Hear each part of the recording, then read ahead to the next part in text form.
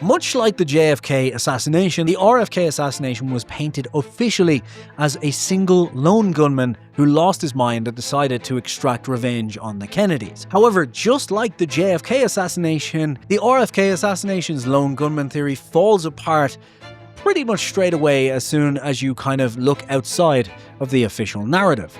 And this also has just so many ties that link up exactly the same as the JFK assassination. It includes everything from handlers to Castro to shapely girls, technically that's more Monroe, to MK Ultra. And in this episode of the Jason Hassett Show, I want to dive in to all of the theories and evidence around this, including the audio tapes and the autopsy, which make this look like anything but a lone shooter doing it. And we're going to go through all of that in this episode of The Jason Hassett Show. Do it live! I am not going to exploit. 200. A Pizza Express in Woking. Your line of questioning is transphobic. Now watch this drive. Thing sucks! Hello everybody and welcome back to the Jason Hassett Show. And in this episode I want to dive into something that I will be honest, I don't know that much about. Thankfully, I've got some writers here who've put a very interesting document together for me. But as most of you watching this probably know, I did a full JFK documentary on my main channel in November where I went through, basically the entire conspiracy. And it's now a conspiracy that I very much bought into, in that I believe, the intelligence community or someone else had a hand in the killing of JFK. But I've never really looked into the RFK assassination, and I really wanted to. So I had the guys put together a document with all of the facts as well as the decades-long conspiracy theories that it wasn't just a single mad shooter, and apparently how it ties into MK Ultra and the CIA and everything else. And I just wanted to jump into it with you guys. So for those of you who are new here, every single week we dive into a topic basically that I decide I want to for that week. And lately I've been on a bit of a conspiracy binge, so apologies if you're getting tired of them, but there might be a couple more. And when I do, I ask the guys to come up with a full bit of information for me. And usually I know a little bit about the subject, but not a lot, but that means I get to go through it with you and enjoy learning, getting to react live and so on. But that also means, given that these guys aren't either out in the field or living in the year 1968, that most of this research has come from the interwebs, books, and so on. And, things can be lost in the ether. So if there's anything that we've missed, anything that's wrong, or anything that you think is kind of crucial context that we haven't accounted for, please let us know in the comments, because we want to build a community of people who can kind of share without this toxicity of the usual YouTube and X world. I'm human, I'm fallible, so are these guys, especially Derek. And we want to learn kind of as much as you guys do and share ideas. So if you can do that, that would be great. And while you're down there, why not hit like, comment, and subscribe? And subscribing would really help me out, because I want to get this channel to 1,000 subscribers as quickly as possible, so we can start paying Derek or fire him, get someone else. Who knows? Let's jump in to the RFK single shooter-ish conspiracy theory. So one of the guys has decided to dramatically set the scene here. So I'm just going to go along with it because, frankly, I know that was Connor Derek, right? Yeah, of course it was. Right. The humidity in the embassy room of the Ambassador Hotel on the night of June 4th, 1968 was a physical weight, a suffocating blanket of heat and humanity that pressed against the chest. It was the kind of heat that made clothes stick to the skin and tempers flare, a meteorological mirror to the fever dream of American politics in that blood-soaked year. This is ridiculously dramatic, and I kind of love it. To understand the assassination of Senator Robert F. Kennedy, we must first understand the texture of the air that night. Pressurized, electric, and heavy, with a desperate, terrifying quantity of hope. The Tet Offensive had just shattered the illusion of any progress in Vietnam. A sniper's bullet in Memphis had silenced Martin Luther King, sending American cities into a paroxysm of fire and looting. The country was not merely divided, it was disintegrating And in the center of this entropic spiral stood Bobby Kennedy, sleeves rolled up, hair tousled, shouting himself hoarse about healing divisions, about ending the war, about minding the menace of violence. Is this not this year? It feels like this year. You know, we're going to get down there and you fix this thing. That's as close as I can do. I need to work on that. For the establishment, the sprawling subterranean network of intelligence agencies, military contractors, and organized crime syndicates that had solidified their power since World War II, Kennedy was not a savior. He was an existential threat. He was the man who, as Attorney General, had waged relentless war against the mafia, threatened to dismantle the very assets the CIA was using to try and kill Fidel Castro. He was the man who privately had never ceased investigating the execution of his brother in Dallas 5 years earlier. And he was also a man who had promised to shatter the CIA into 1,000 pieces, just like his brother had. As midnight approached, and the returns of the California primary began to trickle in, confirming a Kennedy victory, the gears of the ghost machinery began to turn. This was not a chaotic, random machination of a lone, deranged fanatic.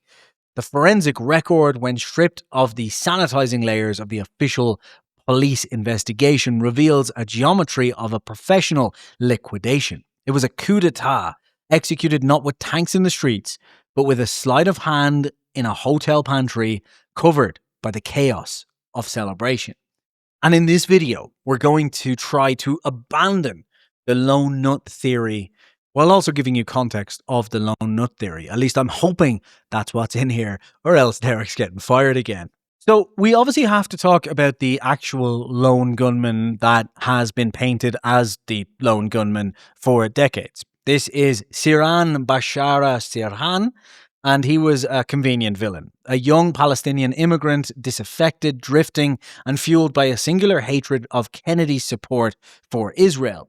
But the reality of Sirhan was far more fragmented, far more disturbing, and deeply indicative of the covert psychological operations being pioneered by American intelligence agencies at the time. MK Ultra.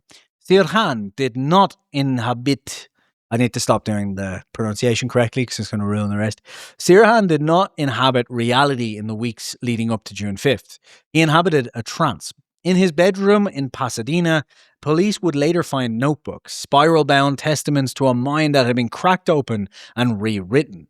The pages, though, were not filled with political manifestos, but with automatic writing, a stream of consciousness that spiraled down the lines in a hypnotic cadence. RFK must die was scribbled repeatedly throughout the notebooks, which I guess you could say is pretty damning in court. The handwriting changed pressure and slant, indicative of dissociative states. Interspersed with these commands were mundane trivialities about horses and money. It was a jarring juxtaposition that psychiatrists would later flag as a sign of hypno-programming, which I think is actually how Dutch people code. Or that might be techno-programming. Maybe I'm wrong. I'm not sure. Dr. Bernhard Diamond, a psychiatrist for the defense, would later demonstrate in court that Sirhan was hyper-suggestible. Under hypnosis, Sirhan could be made to shiver with cold or burn with heat on command. When instructed to climb the bars of his cell like a monkey, he did so without hesitation. And then when brought out of this trance, he had absolutely no memory of the events.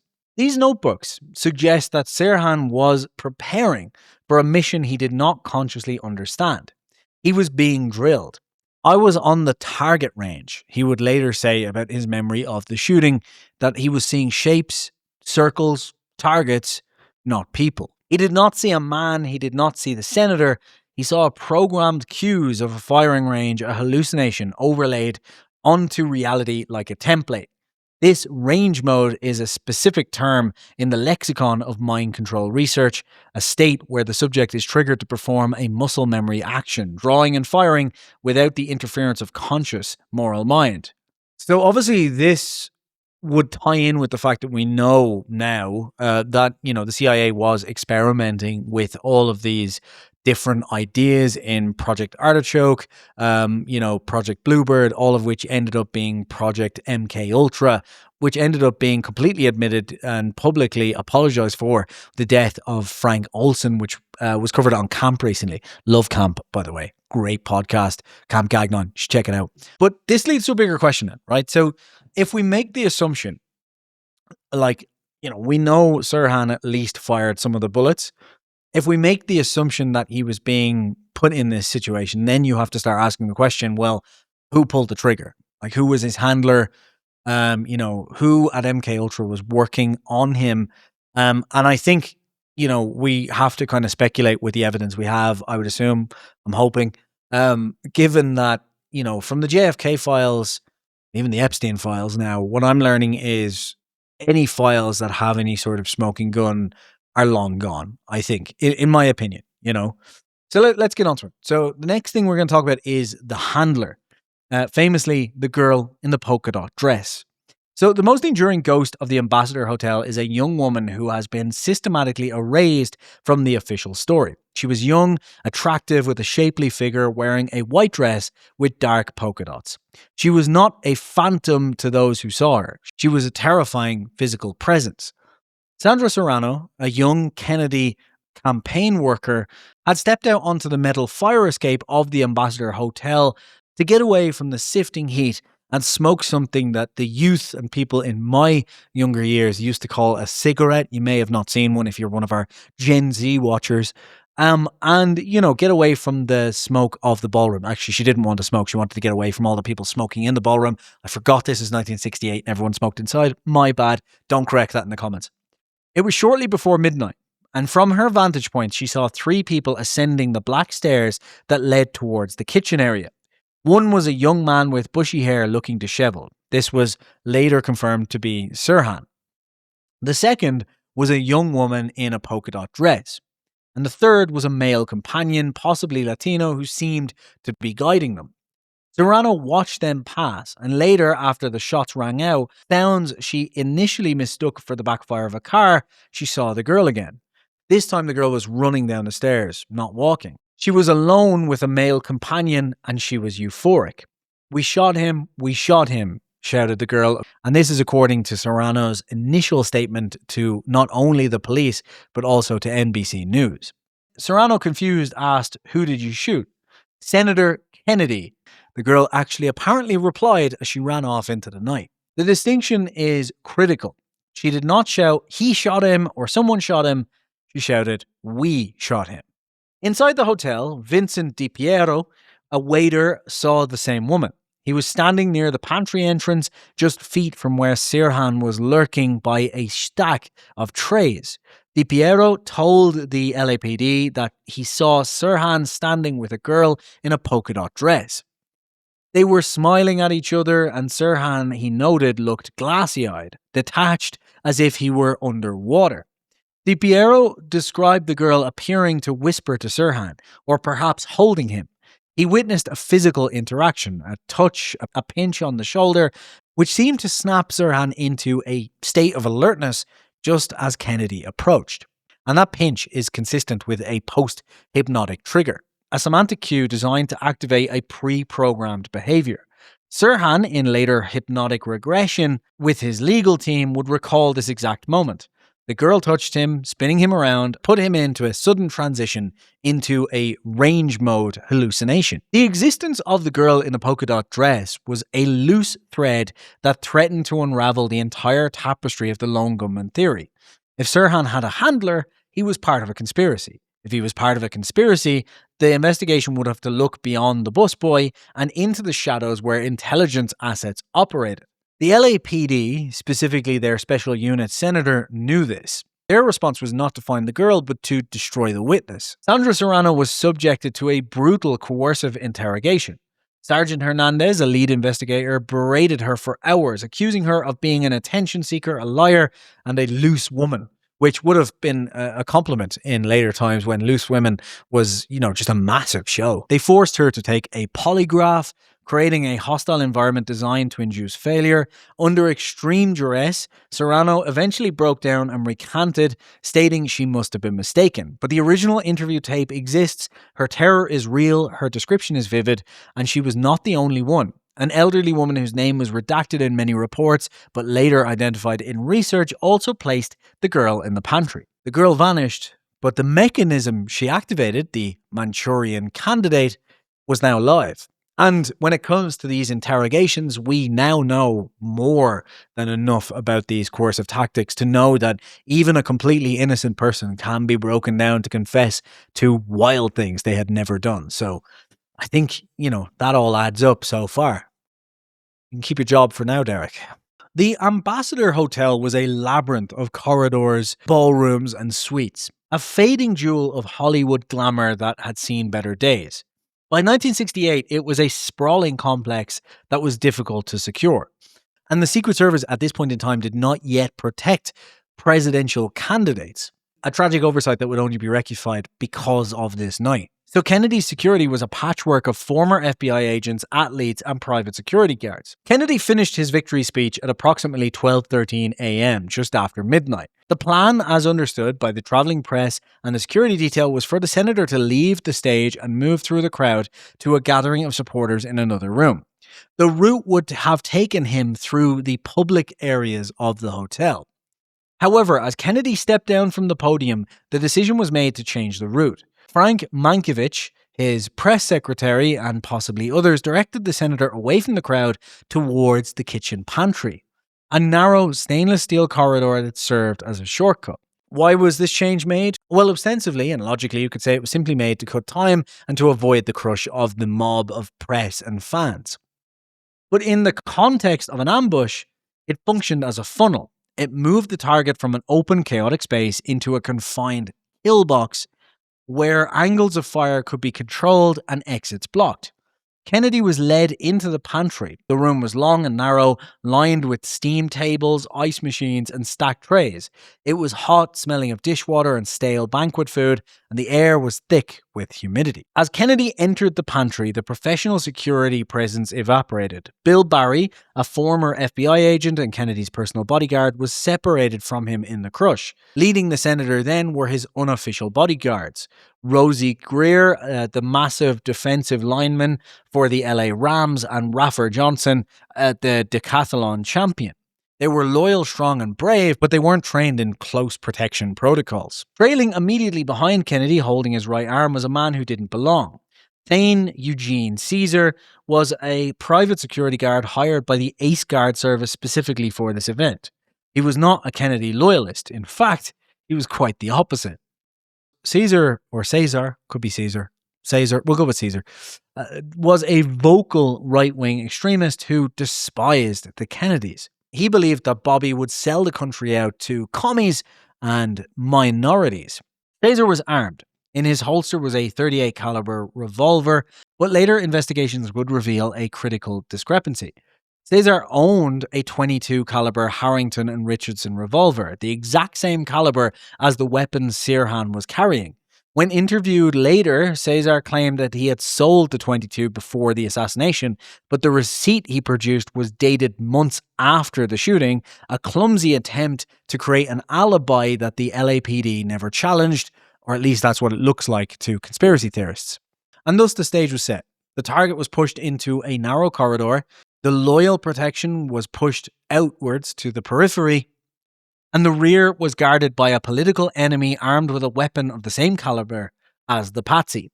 And in the front, waiting by the ice machine, was the distraction. Kennedy moved through the pantry, shaking hands. He turned to his left to greet the kitchen staff.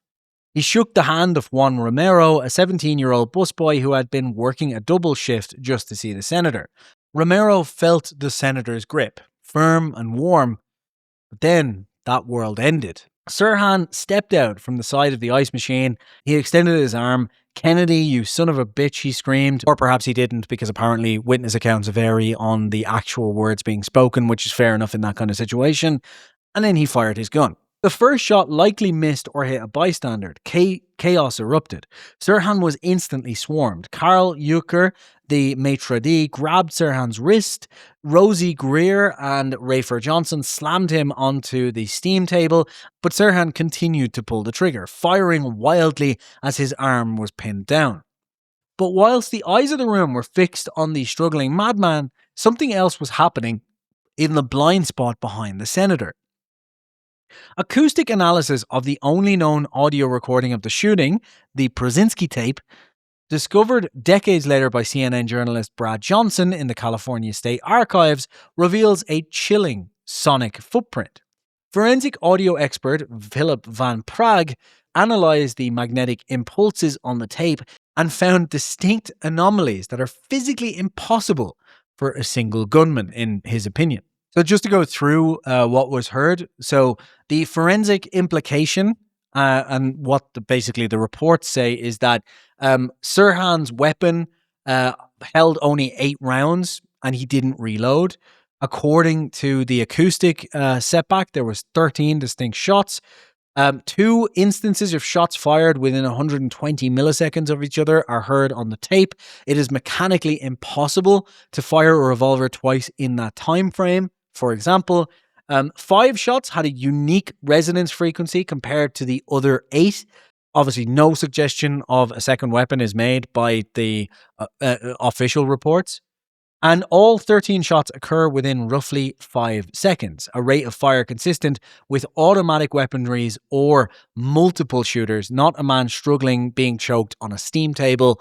Again, none of that is in the official reports. So the tape, much like the witness statements in the JFK shooting, talk about a crossfire, not a single shooter from one position being held down. Robert Kennedy fell to the concrete floor. He was conscious, his eyes were open, but they were beginning to drift. He asked Juan Romero, "Is everyone all right?" Romero, terrified, his own hand wet with the senator's blood, stammered, "Yes, everyone's okay." Getting better at the Robert F. Kennedy. Even though it's not him, it's supposed to be Juan Romero. So I'd be like, "Yes, everyone's okay." I don't know if, what, is that racist? He placed a rosary in Kennedy's hand. Nice guy, I kind of feel bad now. The beads looked like black pearls against the senator's white shirt, which was turning rapidly red. Kennedy was rushed to the Central Receiving Hospital and then to the Good Samaritan Hospital, where a team of surgeons fought a losing battle against the catastrophic damage to his brain, and he died 26 hours later. The body was then transferred to the Los Angeles County Coroner's Office, where it came under the care of Dr. Thomas Noguchi. Noguchi was a legend in his field, and I'm sure I'm pronouncing his name incorrectly, but he was a man of obsessive scientific rigor who would later be known as the coroner to the stars for his work on Marilyn Monroe, Sharon Tate, and John Belushi. He was determined in every case to let the science speak regardless of any politics. And the science, according to him, screamed conspiracy. Noguchi's autopsy report detailed the following. Shot 1, the fatal one, was entered behind the right ear at the mastoid process. It shattered the skull and sent bone fragments into the brainstem. Shot 2 entered the right armpit rear and exited the front shoulder.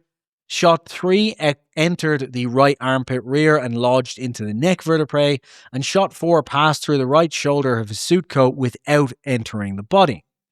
The crucial finding was the stippling.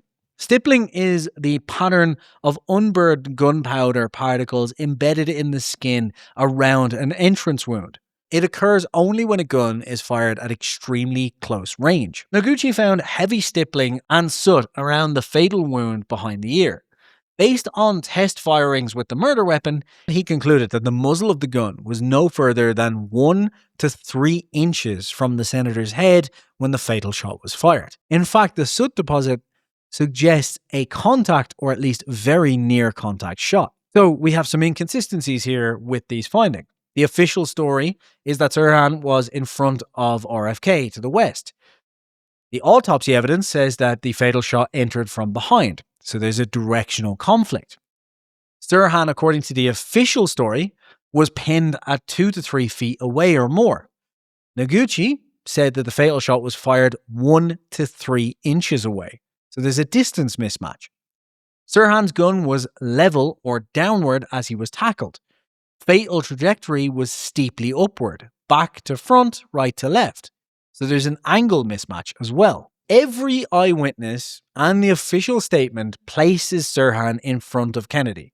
Even as Kennedy turned to shake hands, his right side was exposed, but his back was never fully turned to Sirhan in a way that would allow for this. Maybe if Sirhan could have reached around and shot him from behind, but he was pinned down. His arm was pinned as he was firing. Physically could not have placed the gun, the muzzle of his gun, against the back of Kennedy's head from where he was at any point during this encounter. So who was standing behind Kennedy, within arm's reach during all of this? Probably guessed it. Caesar, whatever his name is, Thomas. We'll call him Tommy going forward. Tommy admitted to drawing his gun. He admitted to being right behind Kennedy. He admitted to touching Kennedy's arm. And he carried a gun that would have fired .22 caliber bullets found in the senator. Noguchi knew what his findings meant. He knew he was describing a second gunman, but the LAPD and prosecution completely ignored him. They focused solely on Sirhan. They aggressively suppressed the ballistic evidence that didn't fit, and Noguchi was later targeted, his reputation attacked, and he was eventually pushed out of his position, a casualty of his own unwavering integrity. The fact for me is, you don't push someone out of their, position for having an opinion that doesn't suit with yours. You get a second opinion, but that's proper cover-up territory. So the autopsy obviously goes against everything being said in the official breakdown. What about the crime scene? It turns out the LAPD decided to destroy that post-haste. In the hours after the shooting, FBI agents William Bailey and others examined the pantry. They found bullet holes in door frames of the swinging doors leading to the pantry. They noted holes in the wood, and they photographed them. If Sirhan fired 8 shots, 3 hit Kennedy and 5 hit other victims, that accounts for all 8 bullets. Any other bullet found in a door frame or whatever would instantly prove a second shooter. The LAPD's response was not to extract these alleged bullets for analysis, it was to destroy the evidence. Under the direction of the Special Unit Senator, the SUS, the door frames were removed from the hotel. They were not booked into evidence in any way that would preserve them for defense testing, and they were destroyed. The wood paneling was incinerated, the ceiling tiles were removed and lost, and the official LAPD response, delivered by criminalist Dwayne Wolfer, was that there were no bullets in the wood, only knot holes or food splatter. This directly contradicted the FBI reports and eyewitness accounts from officers on the scene. Wolfer later became the fixer for the forensic problems. He testified that the bullets taken from Kennedy matched Sirhan's gun, but years later it was revealed that these bullets Wolfer used for comparison were not even fired from the evidence gun. He had used a different weapon entirely to generate the match. That's a forensic fraud of staggering proportion. The LAPD unit operated more like a counterintelligence squad than a homicide division. Their goal was not to investigate, but to build a case against Sirhan and Sirhan alone. Witnesses who saw the second gunman were intimidated. Witnesses who saw the girl in the polka dot dress were bullied into recanting. Witnesses who reported shots coming from the rear were ignored. Lisa Pierce, in her exhaustive book, A Lie Too Big to Fail, documents the systematic suppression of exculpatory evidence. She details how the LAPD destroyed the audio tapes of witnesses' interviews that were too problematic, how they altered transcripts, how they coerced witnesses, and it just goes on and on and on. So let's make the assumption that this was some sort of coup. Obviously, that means Sirhan was the puppet, the girl in the white dress was the handler, and Thane Eugene Cesar, Tommy, was the executioner. But then, who was the architect? The trail, as you can probably imagine, in pretty much every conspiracy of the last 100 years, or coup the last 100 years for that matter, leads back to the CIA. The CIA's JM Wave station in Miami, the nerve center of the secret war against Castro and the men who felt betrayed by the Kennedy brothers. David Sanchez Morales was a legendary CIA operative, a terrifying man known as El Indio. He was the agency's muscle in Latin America. He had helped overthrow Arbenz in Guatemala, he had hunted Che Guevara in Bolivia, and he hated the Kennedys with a visceral passion. He blamed JFK for the failure of the Bay of Pigs, where the Morales friends had died on the beach because Kennedy had refused to provide air support. He blamed Bobby for the soft stance on communism and for the relentless prosecution of the agency's mafia allies. Morales was in LA in June of 1968. He was stationed there. In a drunken moment of candor years later, Morales told his lawyer and friend Robert Walton, "I was in Dallas when we got the son of a bitch, and I was in LA when we got the little bastard." The little bastard was, if you can believe it, the agency's internal moniker for Bobby Kennedy. But the CIA links do not end with Morales. It extends into the mind of the assassin. Sirhan's defense eventually brought in Dr. Bernhard Diamond. But there was another figure looming in the background, Dr. Louis Jolyon West. Jolly West to a lot of you, I would imagine. West was a psychiatrist with UCLA with deep documented ties to the CIA's MK Ultra program. He was a specialist in the use of LSD and hypnosis for behavioral modification. He had previously inserted himself into the Jack Ruby case, visiting Ruby in his cell before Ruby began to experience psychotic breaks and hallucinations, and then conveniently decided that he was going to get Oswald. Records show that Jolly West visited Sirhan in San Quentin prison. He spent hours with him, ostensibly there to assess him for the court. Researchers like Tom O'Neill from Chaos, who wrote the book Chaos, suggest a darker purpose. West was checking in on the program. He was ensuring that the Manchurian Candidate remained broken, that amnesia held, and that the range mode story remained the only reality that Sirhan remembered. The involvement of West provides the perfect link between the forensic impossibility of the shooting and the psychological impossibility of the shooter. Sirhan was not a lone nut, he was a technology. He was a weapon system designed to be captured, to take the fall, and to distract while the professionals exit out the back door. So, if all of this is true, the real question then is why? Why kill Bobby, and why then?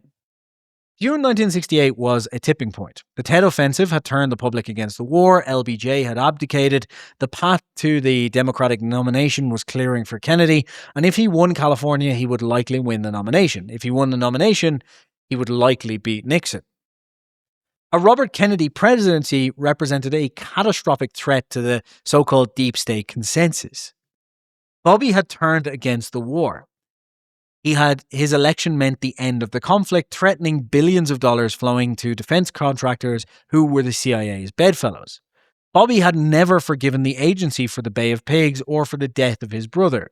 He had privately vowed to his aides that if he became a president, he would reopen the Warren Commission investigation. He would use the full power of the Justice Department to hunt down the men who killed Jack. He was coming for them, and they knew it. And that's the story, I guess, of the RFK assassination, taking all of the details, including the conspiracy theories, into account. And, if the forensic evidence and everything bears out to be true, then it has some incredible similarities to the JFK assassination. Obviously, it happened afterwards, so you could say, like, what people learned about JFK, they just applied to this. I'm sure there's hints of that, but it does all add up. And the fact that Jolly West was involved in both cases, obviously not directly with JFK, but with Oswald, I think it makes sense. And if JFK was in fact a target of the CIA, which I believe he was after all the documents I read from the main documentary, then it stands to reason that RFK would be as well. So, yeah, an interesting one. I knew there was some theories around this, but I hadn't actually gone deep into it in this sort of manner, reading the actual kind of research behind it. So a really interesting story. I'm looking forward to seeing the counter arguments in the comments, because I'm sure there are many, and I really, really am looking forward to those. But what do you guys think? Let me know in the comments if you enjoyed it. And next week, we're going to have another kind of Kennedy-related one for fun, which we'll get into. But I hope you're enjoying this so far. And by the way, just please, if you want to see any particular, deep dive covered on this channel in future, pop that there in the comments as well, because I'm curious about a lot of things. No, not that. I'm willing to dive into them all. But while you're here, don't forget to subscribe. And thank you so much to all of you who have so far supported the channel. I really, really appreciate it.